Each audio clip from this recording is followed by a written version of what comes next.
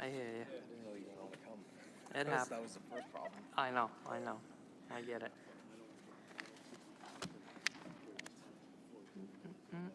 We'll give it another minute. All right, we're all good to go. We'll now call the meeting into order. If we could rise for the Pledge of Allegiance and a moment of silence.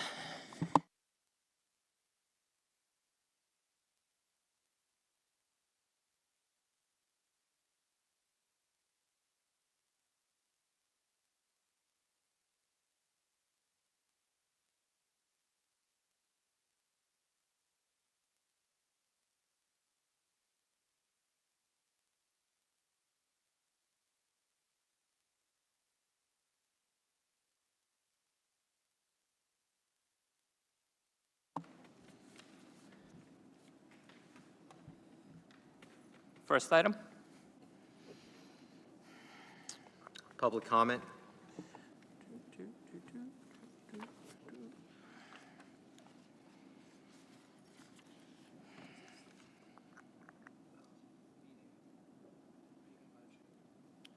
I think so. There's a link on the. What's that? He's asking if it's being streamed. I believe Oh, so. yeah.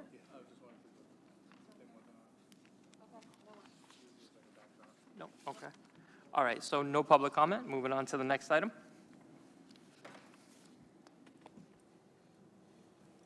Discussion action items. Discussion regarding recommended budget cuts from superintendent. You want whenever you're ready. Actually, through the chair. Yeah. Could I make a motion to move announcements up?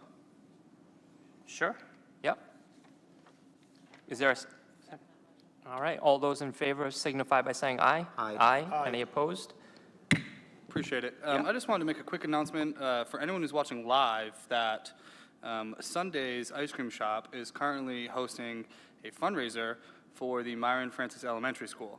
And that goes until 7 o'clock tonight. And part of the proceeds of all ice cream purchased this evening until 7 o'clock go towards Myron Francis Elementary. Just got back from there. Good crowd there. Ice cream's great. But wanted to make a quick plug in case anyone's watching and still wants to go grab ice cream to support our schools. I'm going to go now. I'll be back. Appreciate the opportunity. Thank you. While we're in announcements, Jess, did you have anything? No? Tony, any other announcement while we're here? No? Good? Okay. Yep. All right, so public comment all set, announcements all set. We move on to Dr. Ferran with the recommended budget cuts. Yeah, so I just want to be clear, like, these are not necessarily cuts, these are just changes in the budget that's not, like, has not been approved. So this is not for this fiscal year, this is going forward. So during one of our budget workshops, Mr. Ferreira asked if the city didn't fully fund us and we had to cut 1%, where would that be? So I went back through the budget with our finance director, and we talked it through with our administrative team. So these are some of the recommendations that I'm putting forward. I believe that these recommendations should be, even if we get the full 4%, there are line items that I'm concerned that are underfunded based on what we're seeing right now, the trends. So my recommendation would be to make these changes, whether or not we get 3% or 4%. So some of the things that I'm suggesting is removing the assistant facilities director, benefits manager, and plumber from the current staffing sheet. So we would look at removing those positions from the budget for next year. With that comes their pension and all of the benefits, health care for those positions. So that totaled, I believe, it's 30. I don't know where I have the salary total. The three total, what is that? 220. So, and then benefits too. And then in addition, I'm recommending that we do not offer summer school next year. You'll see that it's a $30,000 line item on your budget sheet. Actually, it cost us $55,000, but because our ESY was high, I would only remove $30,000 from that line item. But if we were to leave summer school in, it would cost us approximately $55,000. Middle and high school late buses are another approximately $55,000 for the year. Professional development, we reduced that line item by $75,000. Our negotiations line item, next year we have negotiations with our EPEA, the teachers union. The line item had $25,000 in it. I reduced it by $10,000. Really, the expenses that go along with negotiations are typically legal fees. Tech devices, we looked at removing $125,000 from the tech line items. Some of that would end up being, we could purchase with Martin, the technology money. We looked at the technology expenses in the budget for Martin Middle School, and we could purchase some of the tech that's specific to Martin through that line item. And we just moved, so we hired an OT, an occupational therapist, instead of using a contractor. So that was kind of a wash. That got moved to the salary line item as opposed to the line item under consultants. So with the money that we saved there, we added $400,000 to the substitute line item. The salary and the benefits of the occupational therapist went in the salary line item.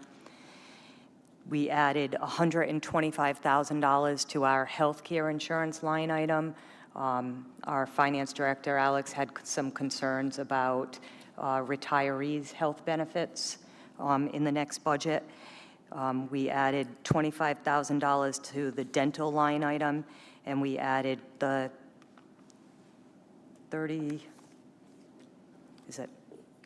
69 it ended up being, into the 53220, which, do you want to come up? Yeah.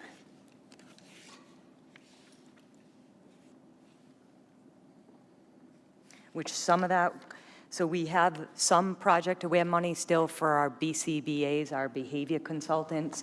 That would give us some additional funding in that line item for the behavior consultants, and a portion of our LEAs are in that.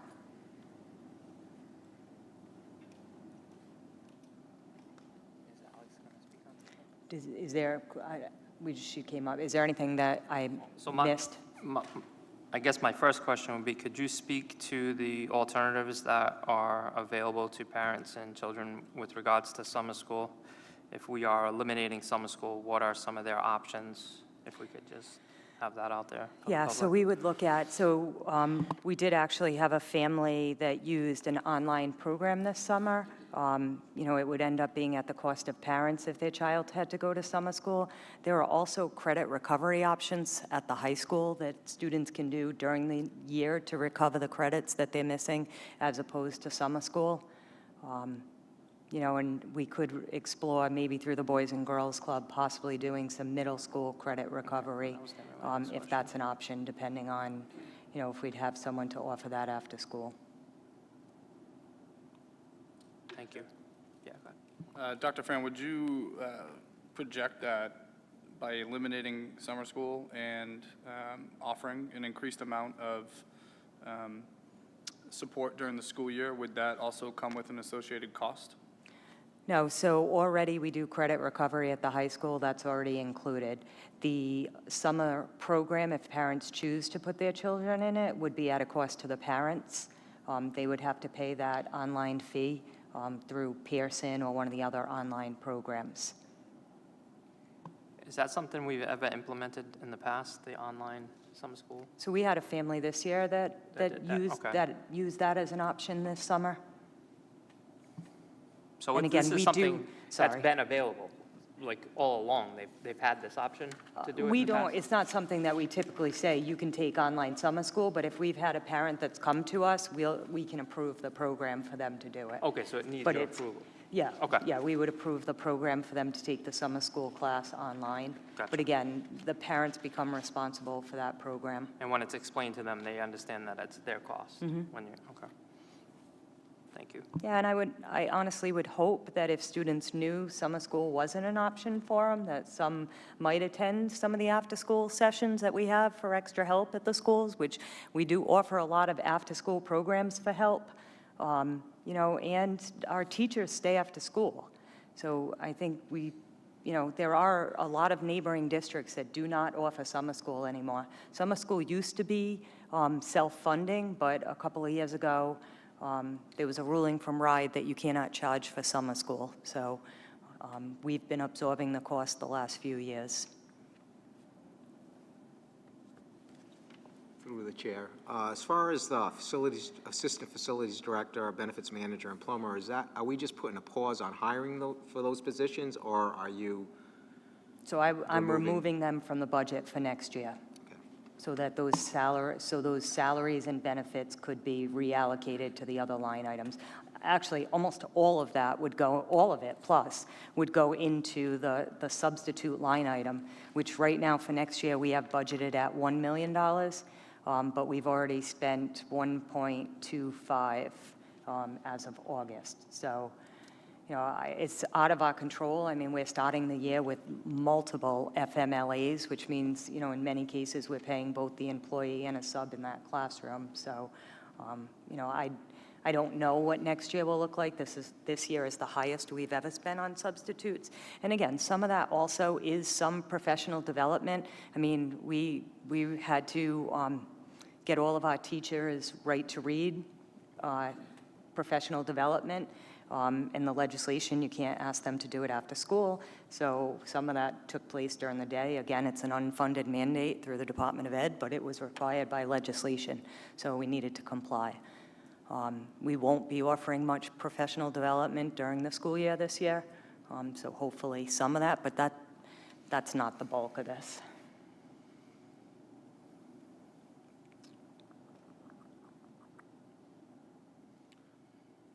And then just like a question, I know you kind of went into detail a little bit about supplementing some of that 125,000 tech money through Martin Middle School money. So would that be just the technology specific for that school? Yeah, that's why that's why it's 125,000. So we have Chromebooks that we have to refresh this year and staff devices. So we would be able to provide those devices through the tech with the project. And we feel like that's doable in the already existing line item for the project.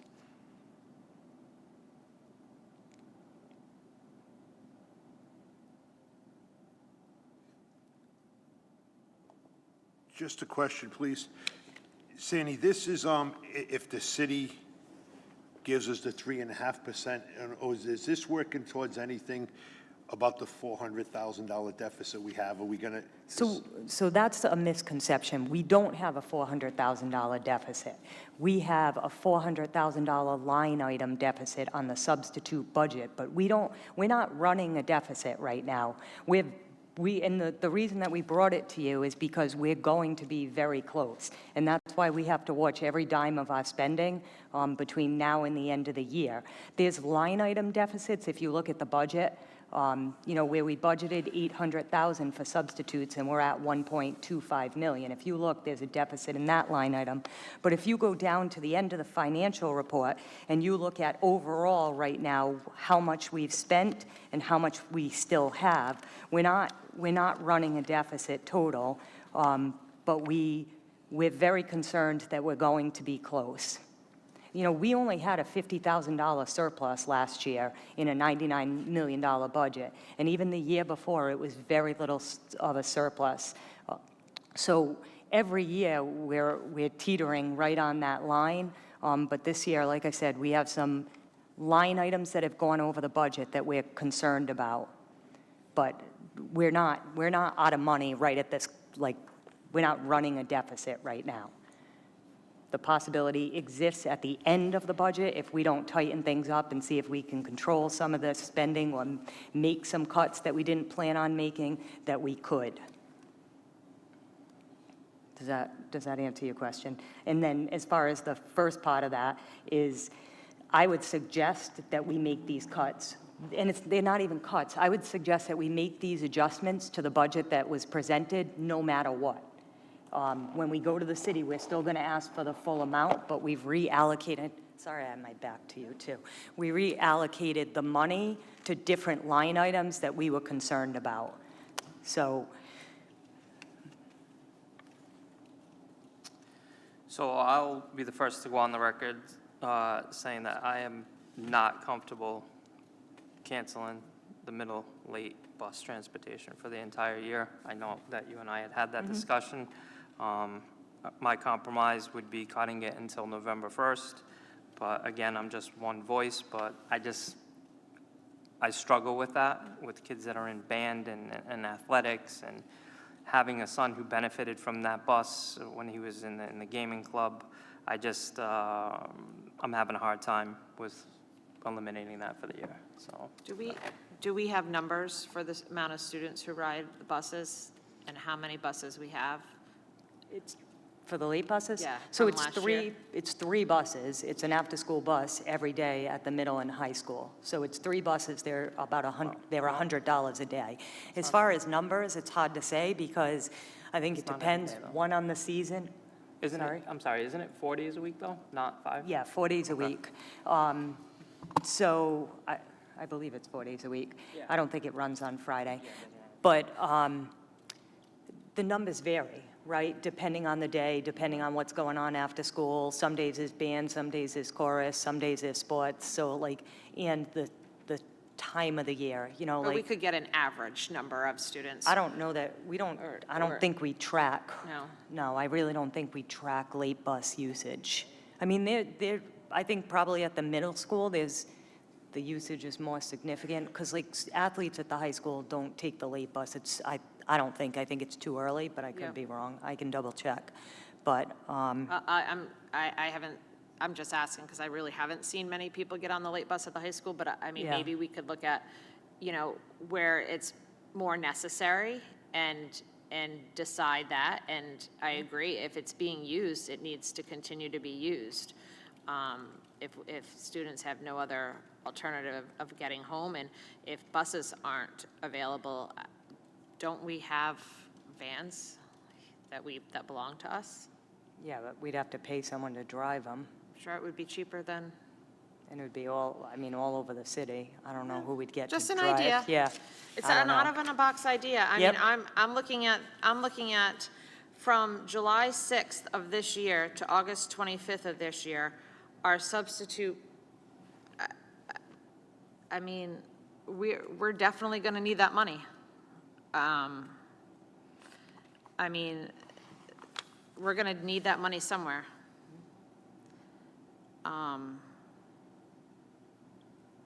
Yeah, I agree. I mean- I think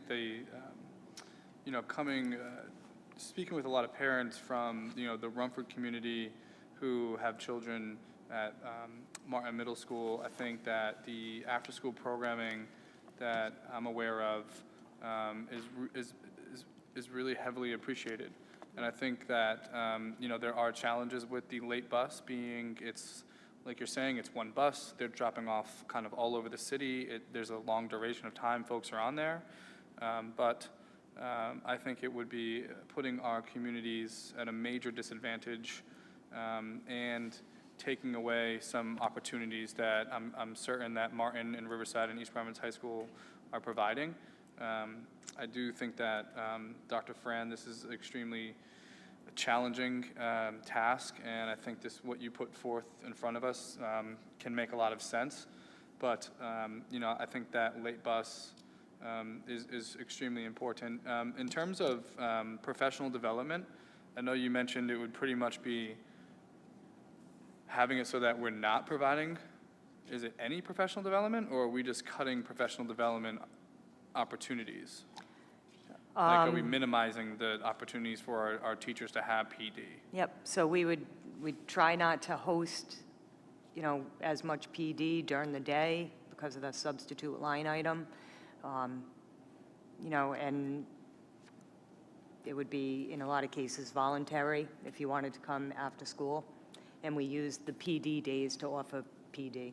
We don't have a lot of them, but that's what we've used, So the days that we have on our calendar for professional development for our teachers would still be professional development? Yeah, and those typically are in-house. We don't really pay a lot of money for those, but it's Right. any type of like workshop, conferences, even the PD that we've been doing for our administration, we've paid for, we've looked for a grant for that.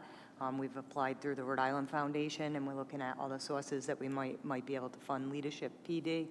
So we're going to try and get creative and look for ways that we can still offer that, but, that aren't funded through the budget. I mean, there's no easy answer. I mean, every line item we look at has an effect on someone or something. So when we're looking at, reducing line items, it's, what's the least detrimental? And that's kind of how, and, I've looked at surrounding communities and what they offer. I mean, we do offer our students a lot of opportunities that are not offered, elsewhere. And we're proud of that, but at some point, when everything's getting more and more expensive and we're not getting the revenue increases to cover that, the only way to make a budget work is to make cuts. And they're going to be difficult. And I think year over year, it's going to get more and more difficult to have a balanced budget. And it's going to, lessen the services that we can provide. So Sandy, are we looking to say that these changes on the page here is gonna be the changes in the new budget that we're? Correct. Correct. So where we put cut, That's where I have an issue, because the issue that I have is, the issue that I'm looking at is, this wasn't brought in front of us at the last budget meeting to this extent. It got brought to us after we heard that we were operating, or maybe operating, with a $400,000 deficit. Then all of a sudden, now we're looking to say, even though the city's gonna, I can't say they're going to give us the 4%, if they do, we're still looking to implement these cuts? yeah, because after 3 conversations in the budget workshop and conversations about how do we only have $1 million in the sub line item when we, and again, when we first started the budget workshop, that sub line item wasn't, I don't think it was as high as it was. We hadn't updated June. So the more conversations regarding the budget in the budget workshop, the more we looked at line items that we didn't feel we'd be able to fund next year the way that they were heading. And that's the reason that, we started looking at what else is there in the budget that we could shift around so that we could cover some of these line items. And the substitute one is the biggest one. That's a $400,000 increase from what we originally budgeted for. So again, it's all part of a budget workshop, and the more that we spoke through and talked through the budget, the more concerned I became that are we going to be able to fund, what's going to be different this year? Are we going to see a reduction in that sub-line item? I hope so, but I can't guarantee it, not the way we're trending. Well, from July to August to today, we spent $50,000 Yeah, in sub-pay. That was from when? July 6th to August 25th. And July 8th to August 25th was $25,000, $21,000 in sub-pay. So, I think something that really stands out looking at the budget, and I think it's worthy just to note for this table to, chew on, is when we look at lines such as tech devices, 57,309, or tech software, which would be 57,311. Just this year alone, on those 2 lines, we've spent about $400,000. And if you look at years past, even 24 budget, the 23 budget, the 22 budget, we were spending, the maximum we spent was 170 in 22, 109 in 23, You know, and so we're talking about like a $250,000 to $300,000 difference. Additionally, if you looked at the professional development line, which is 53301, this year we spent about $117,000 on professional development. Last year we spent 22, the year previous 11, the year previous 11. So we can say that's about $100,000 difference. So that's literally $350,000 to $400,000 of expense we assumed this year that we didn't have for years past. And I'm going to throw a dart and say that that was grants that we don't get anymore. So that was all ESSA funding. So prior to when I started doing the budget, all custodial supplies for the last few years, custodial supplies, all tech software, were all in, and when I started doing the budget, I told you we were going to have to reabsorb those costs because they were all ESSA funded. So all of that ESSA money plugged our budget for, 3 years, where we was, all of our professional development went into that. And then, so we had to absorb that back into the budget.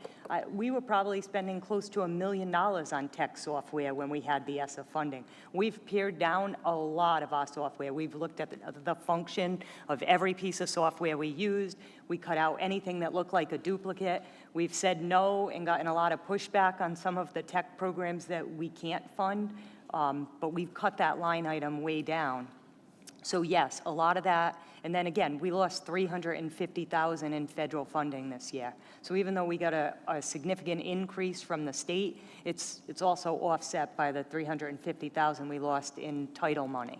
Yeah, And I and- anticipate that more of that's going to go next year, More title grant- money. I title think money we'll will see a go- reduction in federal funding next year, too.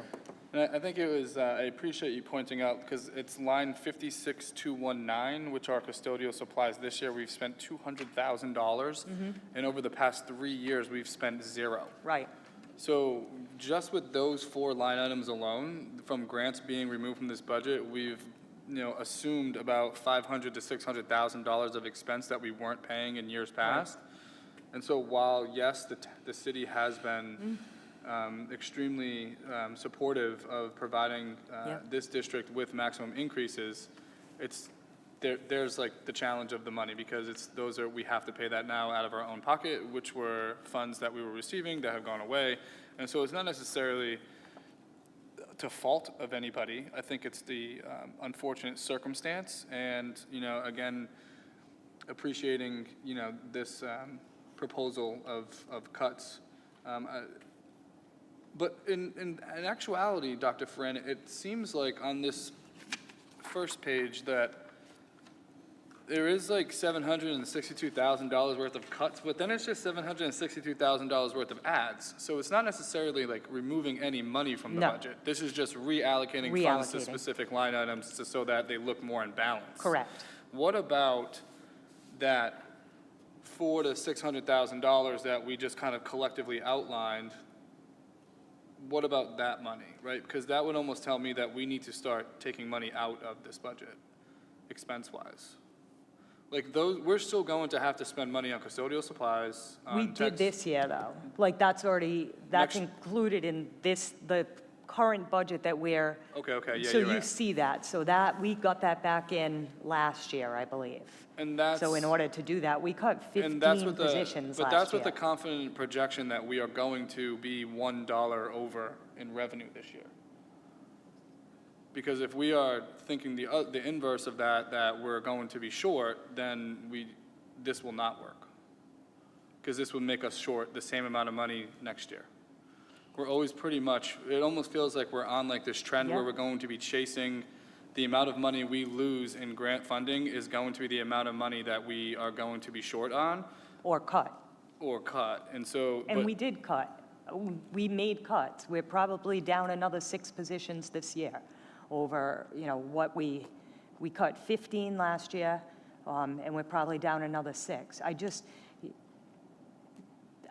I mean, your personnel and your benefits are, personnel basically, with benefits, retirement and health, are your biggest line item. When we look at all the other line items, so that's, you know, that's where we've kind of been making cuts to things that, you know, we could.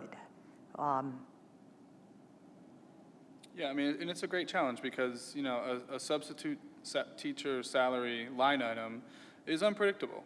You know, you can do as good as you can to try to, you know, predict what it's going to look like and have like a framework of it. But when you look at 2022 and that line item was 700,000, and then you look at 2025 and we're projecting 1.4 million, that's a doubling in 3 years, Yep. Which is probably not what folks were predicting. Nope. But so I guess my question then would be kind of geared towards your first statement of Mr. Ferrera asked you to provide a budget that would be reflect only a 3% increase from the city and not a 4%, which would be about $500,000. And so this is a reflection of just reallocating. It Is is. there like a budget that reflects like a $500,000 lesser than the one if projecting a maximum? Nope. So I don't know if I have to cut another $500,000 where I will cut it from.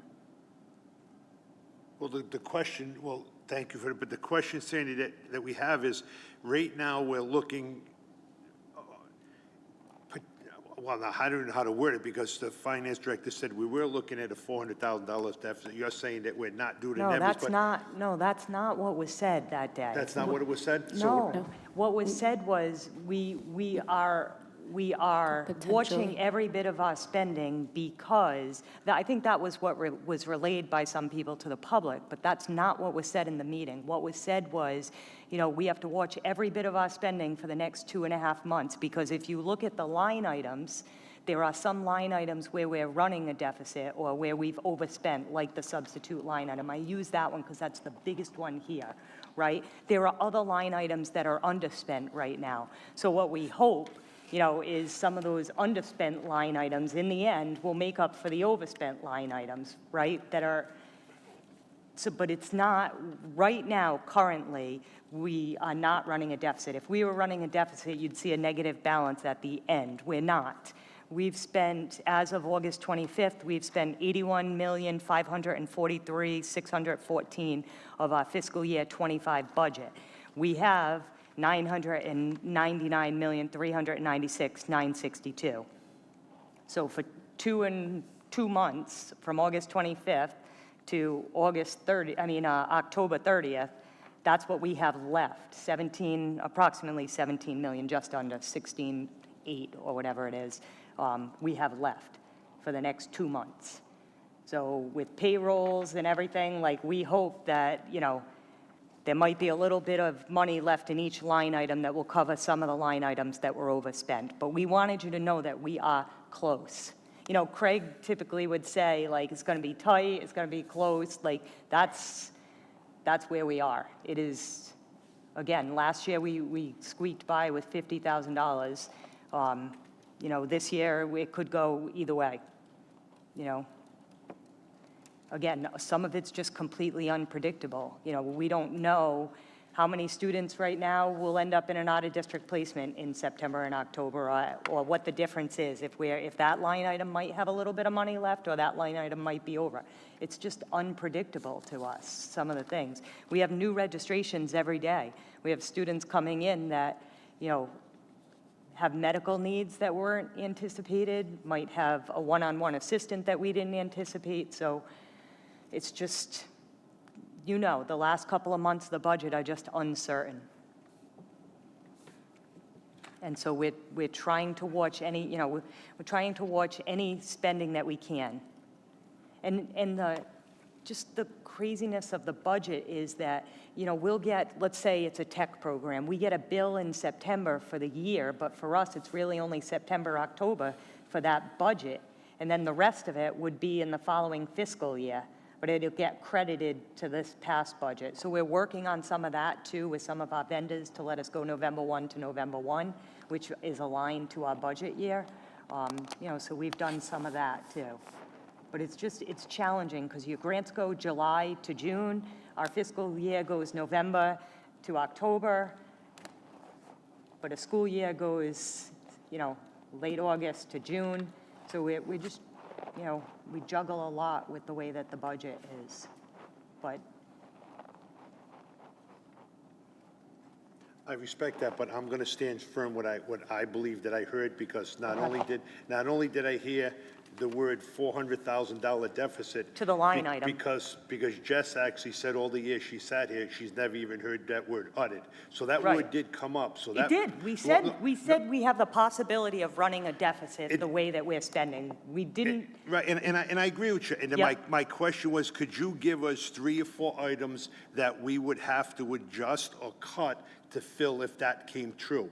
That's why I'm asking, if this is only projection, if the city only gives us the 3%, that's what Yep. this does. The first question I had at the last meeting was, based on what I heard, Yep. if that comes true, even if it's 200,000, say, Yep. even if it's 100,000, how are we going, what do we do in a case like that? Right. Because like Jess said, I've never sat here like she did, and we had to deal with something like that. So but the we're talking question- about two different budgets. Like, are we talking about next year's budget that we're doing right now, or are we talking about the current budget that we're in? Well, we could talk about whichever one you want, but I asked a question. But for- I don't understand your question then, because if we're talking about the possibility of running a deficit, that's last year. That's the year that we're in, that ends on October 30th. That has nothing to do with this budget. Correct. That we're projecting. So which one are The- you asking The about? question that I had was, if we run that 400 or Yep. 300 or $200,000 shortfall, how do we deal with that? Yep. That was the first question that I Yep. asked at the last meeting for you to follow up with. And then the second was the one that we're working with now. So the question I still have, if we end up looking at a $100,000 shortfall this year and it's not the 400, what do we do in a case like that? That would be the answer, like, you know, is there anything? The current, is The there current anything we budget. can do now to look at, like, we know this is, if this goes through, this was a good plan, say, to deal Yeah. with the shortfall from the city if we roll forwards with it. Right. The question I had was, if we still track this, say Yep. next month, if you're looking at it and it goes from 400 down to 300, and then the last month or the last day of the year, if we're still short $150,000, what do we do in a case like that? So I just want to, again, I'm going to restate what I did say at the last meeting. So our finance director used the word deficit, and yes, you are correct. No one has said the word deficit. Again, she's new. She's never worked in, she's not worked with us or me, or I did say that no one has said the word deficit to me, and it did make me a little nervous. However, I am aware that we are not in a deficit, as the superintendent just said. Currently, we are at $81 million and change.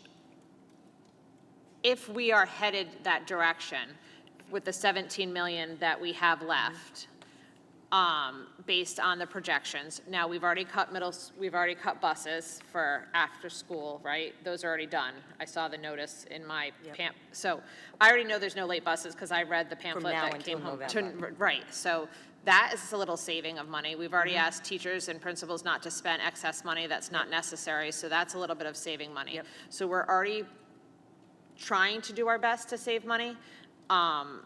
If there is something that, in my opinion, that needs to happen now, like, and that is not going, the least effect of children to not even be affected by this. I don't even know, because there's, I want to say professional development, but I know that also affects students, so I don't even know what that one particular item would be to say, well, we're not going to do that either, we're not going to spend it. Yeah. Like, you know, it's like, okay, no police patrol, we're not going to hire any police from now until then, we're not going to tutor from now until October 31st, we're not going to use legal, we're not going to do a health provider or a dental provider. Like, I don't know where Yeah, you so decide what we're not going to do. So the late that's- buses if, are like, one let's that will get save working you on it. some money. So as I just said, tech software, we've been able to, some of those expenses will be put in the November budget because they really are for this coming fiscal year anyway. So we've been able to talk to some of our vendors so that the programs are paid for from November to November. We have asked principals if it's non-essential, if you need paper or you need like supplies to operate in September and October, we will get them for you, but if it's non-essential, we're asking principals not to put that in until November 1. So we have looked at, like, anything, I've spoken with Mr. Butler, so he knows, like, he's given me some ways that he'll look at his spending from now until November 1 to try and not spend some of the money in the athletic budget. So we've spoken with, like, the directors. We won't be making, like, any tech purchases from now until November 1. So anywhere we feel like we can save, even, like, repairs, like, if they're emergency repairs, we're spending the money. If it's something that we can wait on, it'll wait till November 1st. I mean, like, the trees at Waddington, we have some that we, need to address. We'll wait until November 1 to do that. So, there are places right now that we are working to not spend until we get into our new budget. So every day, we're looking at our expenses. So those buses will be back then, November 1st? the So late right buses? now, they are not in the budget that I proposed. If you would like me to put them back in the budget, like I said, it's probably close to 55,000. I'll put them back in the budget, and I'll find another line item somewhere that, 50,000, we can look at, maybe $1,000 here or $1,000 there. Yeah, again, I'm one voice up here, but I Yeah, don't I feel mean- comfortable cutting those buses for the rest of the year. So, Dave, I would not support cutting them budgets, the buses, and I think Jess had hit on it early, but same thing. We talk about taking the late bus away, but there's no paper. What's the effect of that? Let's take a late bus away. Okay, let's take the bus away. What's the effect on the education system in this community? How many kids do we have riding in buses that rely on that bus in order to get into being football? Like I said, if I ever needed a late bus to be where I am today, I'd probably be in prison, because that's just the way life is. That vocational school got me up every day, drove me to this building, and made me successful where I am. I believe there are kids on our sports throughout all academic that rely on that bus that gets them up in the morning, gets them involved with other things that make school fun, and gets them through the day with decent grades. If we take that bus away and we start having kids, their life, that could be a life-changing thing. They may not want to be in school as much. They got nothing to thrive for. Just take it away. But where's the stats to say what kind of effect it would have? How many kids would it affect? We have nothing. I will never support taking that late bus away from our students. So I'm open to suggestions. If anyone sitting up here has line items that they would like to cut, this is the 4th time we've discussed the budget. I'm open. I've asked if anybody has any suggestions. I've spoken to principals and teachers. Jessica Aruda has gone through line item by line item for me. There's contracts that we're going to look at. There's other things that we're going to try and find cost savings. I mean, we've cut things like the water coolers that used to be in, offices and stuff. I mean, we're looking at every possible savings. I don't like any of these cuts or any of these adjustments. I don't like losing positions, but I'm charged with presenting a balanced budget to you, and I'm open to suggestions from anyone that has it on where to make additional cuts to make it work. I really am, because this is not something I take lightly. I lose sleep every night trying to figure out where to make this work that has the least effect on our students. So, like I said, I'm open to any suggestions that people have, but if I have to make suggestions and I don't have input, then I have to do the best I can with what I think is the least impactful. I know that it's difficult for parents to pick up their child after school, but that's what it becomes. There are a lot of communities that don't offer late buses. Well, I think I'm going to go back to the idea of, I think maybe we should see if it's beneficial for all, to have it at all schools. Because let's be honest, we don't even bus all our students to school. I mean, you have to live a mile away, and then a mile and a half away, and then 2 miles away to even use a bus. So maybe we need to look to see if it's beneficial for all students. Maybe we need to talk to the Boys and Girls Club, who offers these programs, to see how many students, they'll know how many students get on a bus. So let's see if we can speak with them, because maybe it is beneficial to continue using them at the middle school and to cut the high school one, and maybe the high school doesn't get used very much because either the students are driving, they're going with friends, or parents are picking them up. And because every sport here or everything here is at different times, I don't know. It's just worth a discussion because, I mean, I did bring summer school to the table.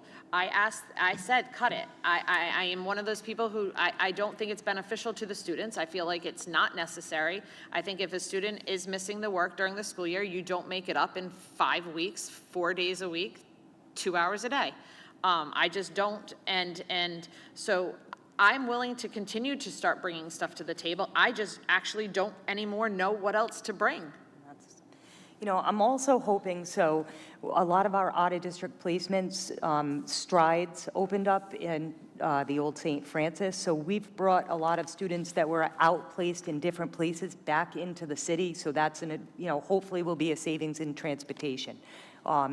We've restructured all of our elementary special ed self-contained programs, so I'm hoping that we don't have to send students out of district because we can meet their needs in district. You know, we're doing a lot of things behind the scenes that we hope are eventually going to realize cost savings and not impact and actually serve our students better. You know, I feel like we, with the changes in the special ed at the elementary level, we'll see that. But the reality is that students are coming on to us with more and more needs. And I think I said this last meeting, but we had 40 kindergarten students placed in self-contained this year.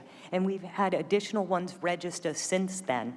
So the needs of our population continue to increase, and we continue to need to provide those services, and they're costly. So, I mean, like I said, hopefully we'll see some savings in the out-of-district tuition. It's just, again, it's hard to predict. I can't underfund that line item hoping that we see results, right? And then run a deficit in that particular line item. So we're going to monitor that as the year goes on. You know, we want to keep our students home if we can. So there's all those things that we continue to look at, as a team internally and work with principals and provide support in the schools as much as we can to support the population that, we have right now. So we look at this every day. We are, analyzing what we're doing and how it impacts the budget and if we can save money by changing the way that we service and still provide the level of service. But it's not easy. There's no easy solution. And honestly, if you look at districts around the state, I mean, they're running significant deficits. Their year has already closed, and they're running deficits because of all the cuts to funding. So like I said, I am open to suggestions, and Jess has been amazing at offering, every morning she comes into my office, to go over line items with me. So, it's greatly appreciated. Alex and her new team are looking at every single expense. So I do think we'll be able to identify some areas, but right now, this is where we are. What about water and sewage? Yeah, that's the other thing. I mean, we're paying over $100,000 in rubbish removal, and I've said this, I don't believe we get any credit for our recycling. Well, we could, there are ways of making the Stop. rubbish. Yeah, but then you have to less pay, heavy. stop with the, No, my question really Yeah. is like looking at the trend of water and sewage, that line Yep. is 54,402. Last year, this current budget we're in, we budgeted 130,000. We're currently at about 90,000 spent. And if you looked at like the historical data, and I know that the water bills go up, yeah. I see those as well, but where is it? Can you give me the, water and sewage? I think we pay quarterly, though, and we haven't paid the last quarter, right?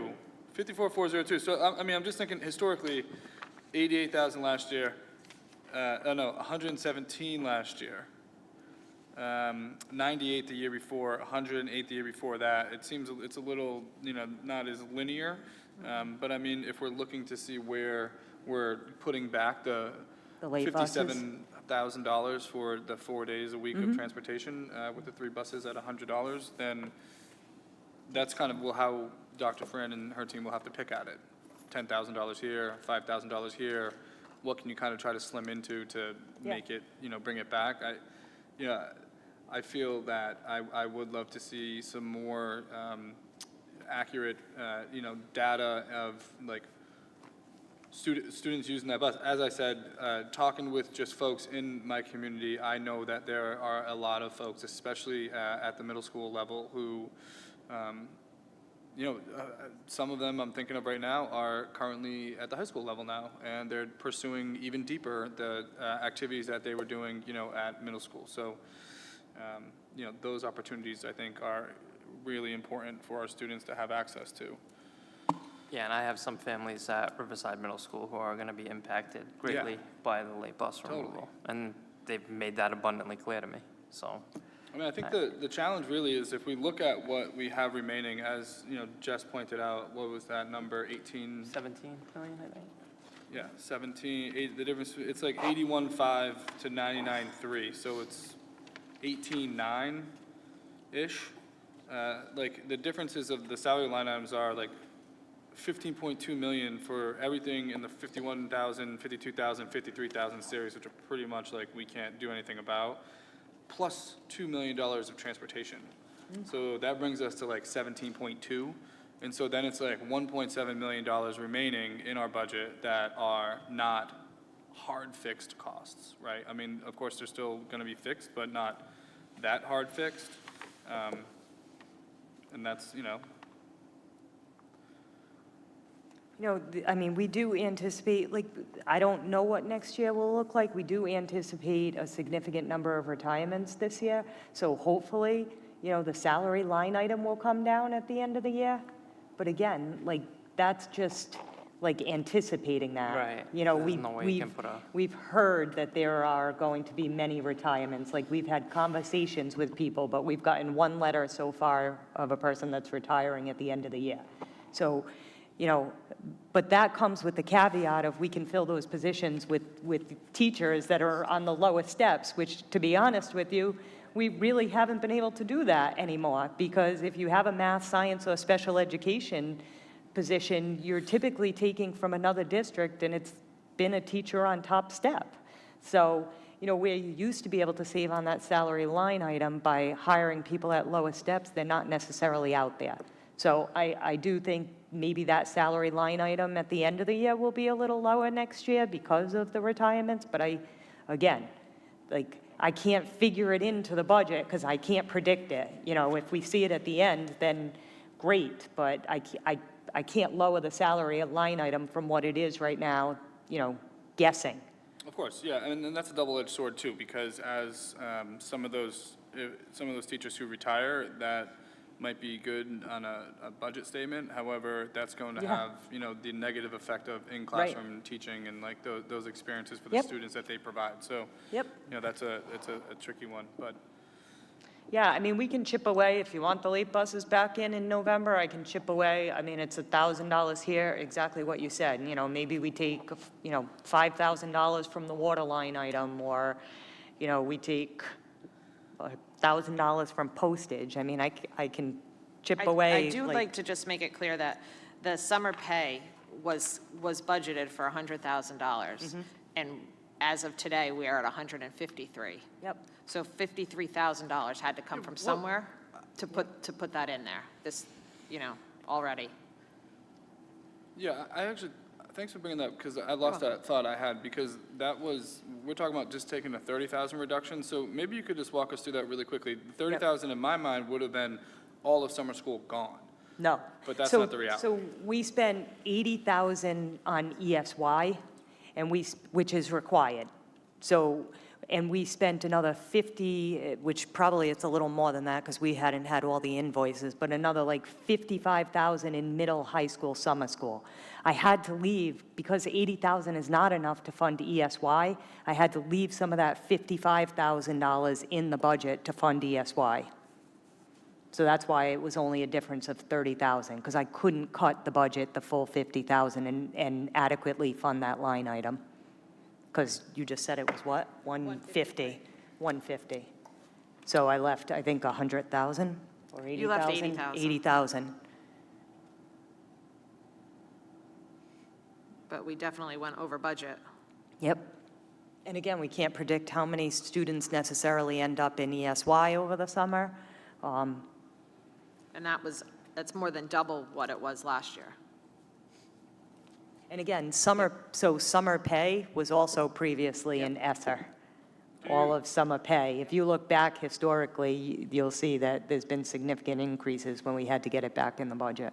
Do you think you could, like, maybe outline a little more what ESY specifically is? Yeah, so ESY is our special education required by their IEP for summer services. So ESY meets 3 days a week in the morning. We bus students. I have asked the special ed director and the superintendent to do an overview at our upcoming school committee meeting. Of ESY? Yeah, and the summer school, yeah, yes. How long does that program run? What did I say?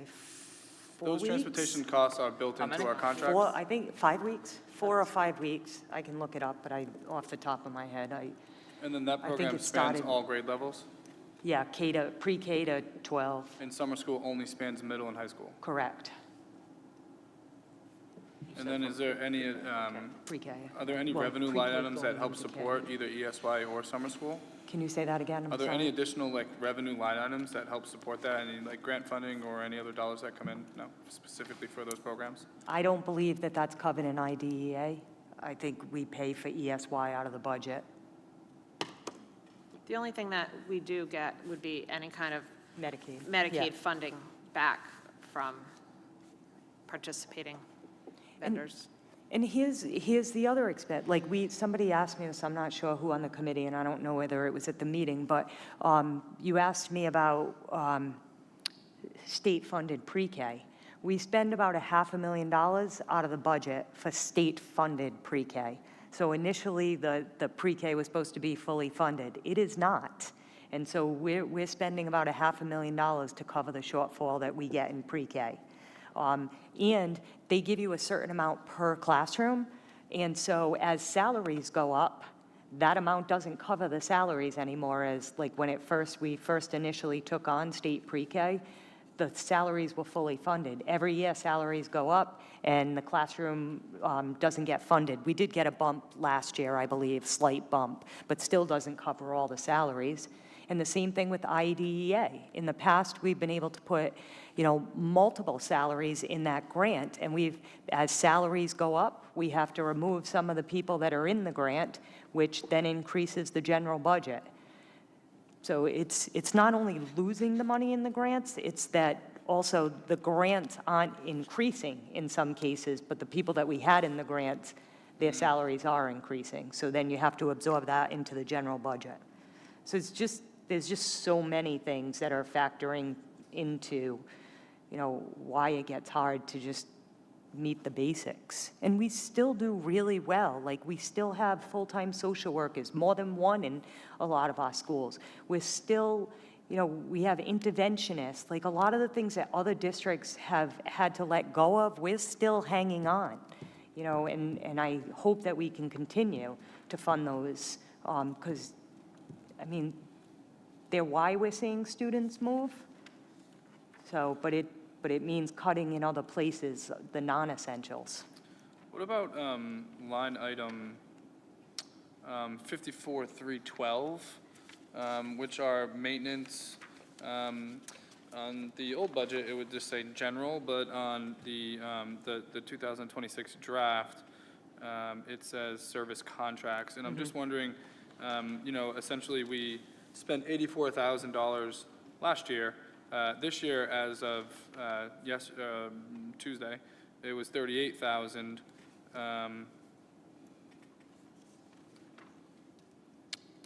Sorry, $29,000. Projecting the budget for 80. Looking back at the historical spending in that area, yes, last year was 84. However, the years previous were 51 and 34. Is that just like things break and we can't fix it in-house, and so we have to call like a vendor contractor? No, I think some of those are like the high school, the filters, like they come and change all the filters. So those are contracts that we have for services outside, like turf. We have a contract for turf. Right. They come monthly, they repair any damage to the turf. We've just spent it seems like we've spent so little. Like, Yeah, in well, that some line of that item. was in, again, some of the contracts for this building were included in the closeout of the project. So those contracts are going to start to expire, and then we have to renew those contracts, because we're on year 4 of the building.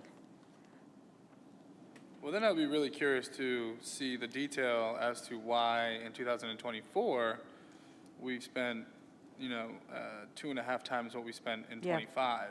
I can If try the and pull contracts are that. ending this year, but if they weren't ending last year, how come there was those higher expenses? Again, this is just in real time trying to pick at Yeah, where we no, can I'll look at it. get the $55,000 to Yeah. have the late buses. Yeah, I can look at what contracts we think we'll be renewing this year, or what contracts we know we'll be renewing this year based on what we did. But it's things like the turf and the filters and where we have maintenance contracts with outside vendors. Do we have, is the Where we- contract up for, I don't want to say exterminators, but That right now has been year to year, so Year to we're year, going to go, okay. yeah, pest Pest control, control, that's a sorry, thank different you. line item. But we did pull all those contracts, and we don't have a current contract. They're treating monthly, and actually, it's less than what our old Well, contract was. we can so take, I'm not gonna we can say take anything. $10,000 from periodicals. Yeah. what was it? We can take $10,000 from periodicals, 56404. Since I've been on the school committee, I don't think we've ever used that whole budget. What was that number again? 5604? 56404. Just 10? Well, I'm an advocate for readers. I think a lot of that has been picked up, so I think before, a lot of that has been picked up by PTAs too. And an advocate for PTAs as well. Yeah, I mean, I'm fine with. But I'm just saying Yeah, well, that- I did that's- cut it. It was 35 in 2025. It's down to 10. Right. And as of right now, we spent 6, and we're at the beginning of the year. Hey, listen, you asked me to do what Yeah, I'm I can doing, cut- so yeah, I I'm can sitting cut a here. couple of I'm thousand sitting off here that hurting line my item. head, because No, I, again, didn't think this was a budget meeting. No, I know. Because people did ask, and I said no, so I'm just trying to, Yeah, I mean, I can give, if that's what you want me to do, I'll go back at it and find the $50,000, and I'll pass along the numbers to you again. We'll go through everything.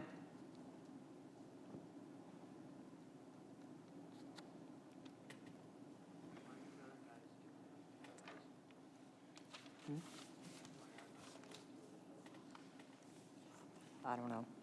It includes the cost of the filters.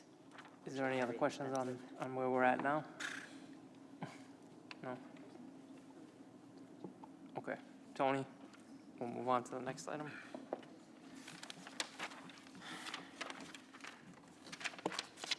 Discussion regarding email school committee protocol, Mr. Ferrera. Yes, just a quick question or comment for Sandy. Sandy, when we, like anything that we discussed tonight, could we just send that? I ask all the time, like when Danny's up there, if he can send, what we discussed to the whole committee. And a lot of times I have to call Dave and he'll send me some stuff that he received that I requested. So can we just, are we doing something wrong, or is there just a different protocol that you'd like us to follow? You send it to Dave, and Dave could send it out to us?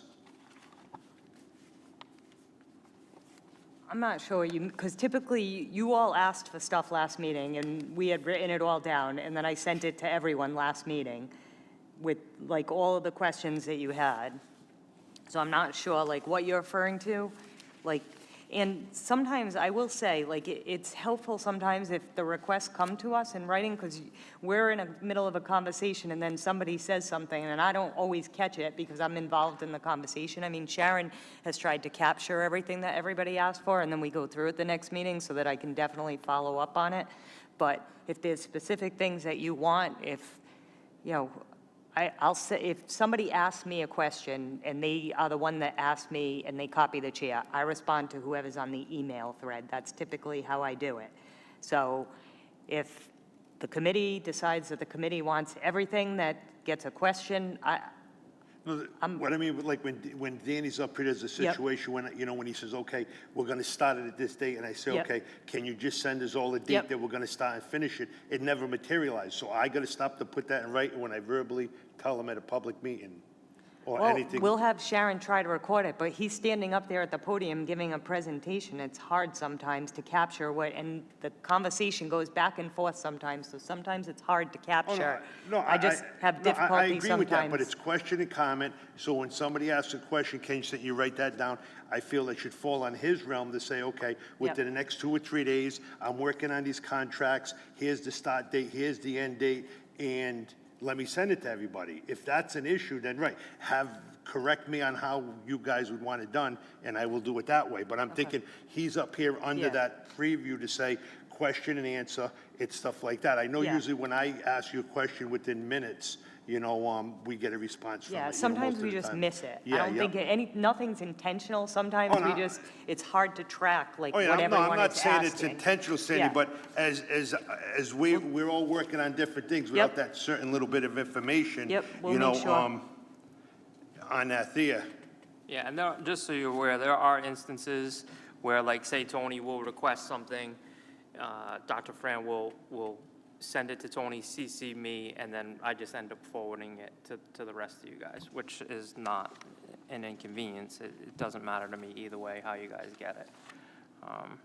You might not be interested in the particular item, but Right, yeah. it's not for me to decide whether you are or you're not, that's all. So I just end up forwarding it, so.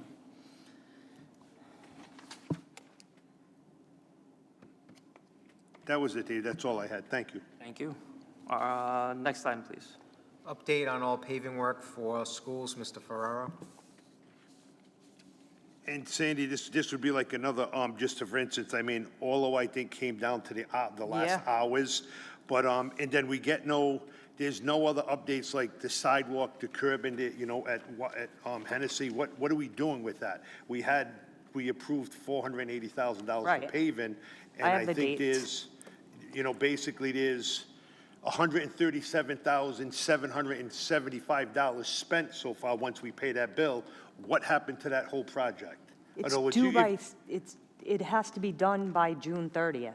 So I can't control, and believe me, we were on the vendor to get it done. They had there was a fine after August 24th. They had it done on August 24th. November 17th, the Hennessy project has to be completed. So we're going to work with November 17th.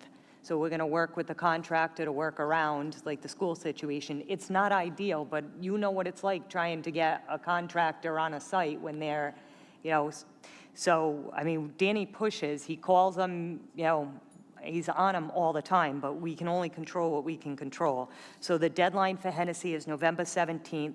Francis, Riverside, and Kent Heights all have to be done by, I think that says May 26th. I can't read my own writing right. It's either the 24th or the 26th. Francis, Riverside, Kent Heights all have to be done by the end of May. And then if they're not, there's a fine in the contract, a daily fine if they're not done. So if Hennessy's not done by November 17th, there's a fine attached to that? And I believe they shut down the asphalt company on the 14th, so they're going to have to get it done before then. But I just got to correct you, that the job technically, see, this is where me and you differ. Technically, the job at all it was not, because the job was supposed to include all the sidewalks. So honestly, what I'm saying is, in my world, I understand it, that didn't fall into play. I'm not saying we should even intend looking to find that company, but what's the next projection going forwards there? In other words, we know that the city, because we all felt comfortable doing, it just Right. gets hung out to limbo, and then it's sad to say these jobs end up going by the wayside. It's not going to go by the wayside, but it was a last-minute change to the plans. Pawtucket Hot Mix would have had to do the sidewalks. We made the decision with the city. The city said that they could do the concrete sidewalks for us if we put in the curbing. So Pawtucket Hot Mix, and again, it was all, once the project was already put out, so, I mean, we're the ones that made the decision to change it and not have the asphalt sidewalks, to have the concrete sidewalks. So, at the facilities meeting or the next meeting in the facilities report, Dan can have an answer as to when the granite curbing will be dropped in, and then the city will come and do the concrete sidewalks for us. I agree with that, but what I'm saying, see, this is my world that I'm in. Everything that we do, just like you have it, is we have a schedule. This committee approved it. I don't know what the You know schedule what I'm is. saying? What I'm saying is we Yep. approved $480,000 for these projects. Granted, the project's gonna come out, in my opinion, a lot better. We're getting granite curb in there. We're getting granite, concrete side. It's gonna be, one, a lot safer. Two, it's gonna look unbelievable. Three, this committee just deserves the right to know whether the steps going forward's there. Do we start to look and really monitor this company that it took almost 5 weeks to get that little project done over there with a lot of work from Danny, and I know that for a fact. And it's just going forwards that we have the right to know if these companies are letting us down, do we want to continue using them? I know it was part of the whole city overlay with the roads and stuff, but at the end of the day, it's our money that we voted to let them have in the taxpayers' dollars.